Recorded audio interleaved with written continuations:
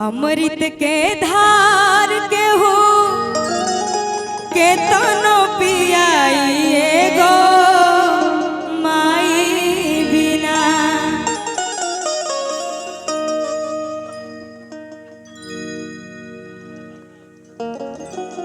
मैं चाहूंगी जितने लोग यहाँ पे बैठे हैं, जितने भी कलाकार हैं, सभी के लिए एक बार आप सभी जोरदार ताली बजा दीजिए। अच्छा लगेगा, सम्मान सभी कलाकारों को अच्छा लगेगा। बहुत शुक्रिया।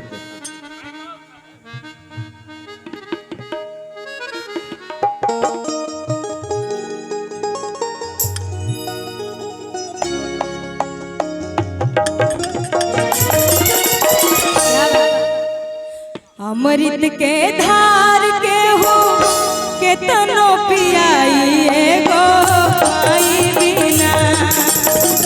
कैसे करे जावा जुदाइए भाइये गो माई बिना। कैसे करे जावा जुदाइए भाइये गो माई बिना। दुनिया में सबके प्यारे एगो माई ऐसा है, माई के प्यार के आगे केकरो प्यार काम ना करे। माई के अंदर इतना प्यार है, इतना शक्तिशाली प्यार होला माई के। माई जैसा प्यार केहू नहीं कर सकता, मुंह पर सब प्यार करे। अमृत के धार के हो के तनो पियाइए गो माई बिना। अमृत के धार के हो के तनो पियाइए गो माई बिना। कैसे करे जावा जुदाइए भाइये गो माई बिना।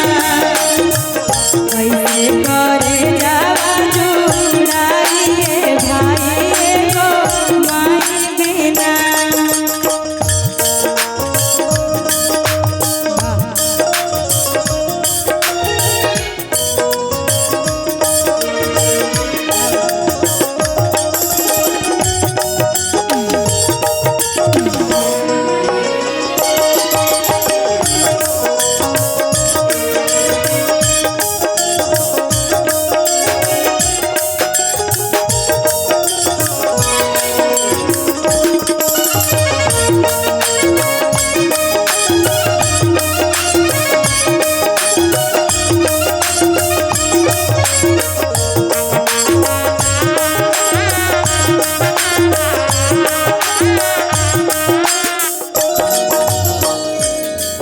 जब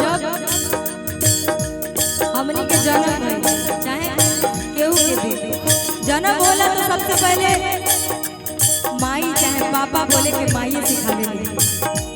बच्चा के मुंह से भी निकलेला बड़ा सुंदर लाइन बा। करे एहसान माई दुनिया देखावे,